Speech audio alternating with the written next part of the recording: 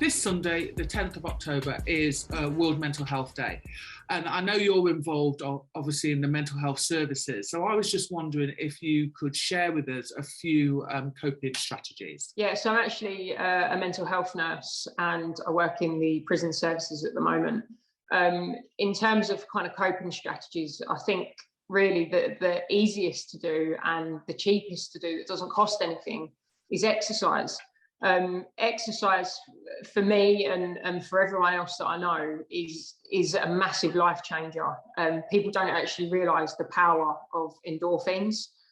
So cut a long story short, endorphins are kind of the natural feel-good chemical in our body. And when you exercise, you increase the production of this within the body, which naturally just makes you feel better. So yeah, for anyone who is out there kind of struggling, feeling down, feeling like they have no motivation, they've kind of got no energy, the best kind of advice to give is to get up, to get yourself out, to go for a walk, go for a jog. Even if you literally go for a 10-minute walk, it's amazing how different it can make you feel. Even the fresh air, just getting out there and distracting yourself is definitely kind of the best way forward, and it doesn't cost anything.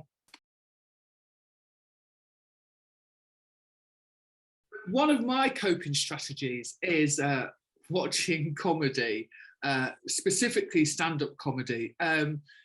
Is that another tool that people could use? Obviously, laughing naturally makes you feel good anyway, even if it's a fake laugh. I don't know if you've seen a lot of stuff in India. They do laughing therapy, where they literally just meet up in a group and they all stand around in a group and they literally just laugh. And it's fake laughing, but when they start fake laughing, they're making each other laugh by the laughing that they're doing. And they literally spend the whole session just laughing their heads off. And after, like, evidence has shown that they actually feel so much better.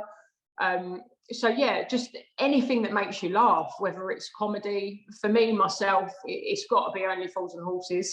That is kind of my go-to. And literally that is the only thing that's on my TV 24/7. If I'm home, that is on in the background. I've watched every episode probably about 1,000 times, but even to this day, I still laugh my head off at every one. And yeah, just find something that makes you laugh, no matter what it is. Is there a specific scene from Only Fools and Horses that you can think of? I think the obvious one that everyone goes for is obviously when he falls through the bar. But for me, I actually find the part where Uncle Albert is actually telling a story of when he was in the war and something happened and he goes, "Whoa!" And then he goes, "What's up?" He goes, "Well, I wet myself."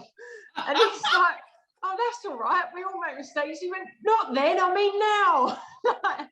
and then when Rodney comes into the house and he goes to sit in the chair, and Del Boy's like, "No, don't sit there." And then he's like, "Oh, actually, no, go on, you sit there." Like, and for me, that is probably one of the funniest ones. That one, yeah. And finally, your cap that you're wearing, isn't that to do with an organisation? Can you tell us about that?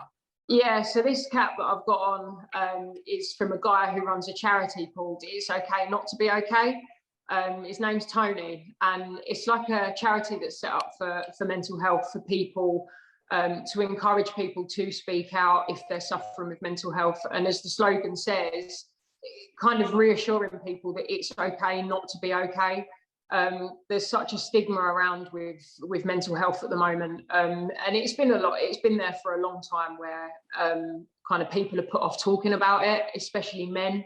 The actual highest suicide rate is amongst men, and yeah, the charity that he's set up is fantastic, kind of promoting about speaking about mental health. Don't kind of bottle it all up, talk to someone, and just realise that it is okay not to be okay.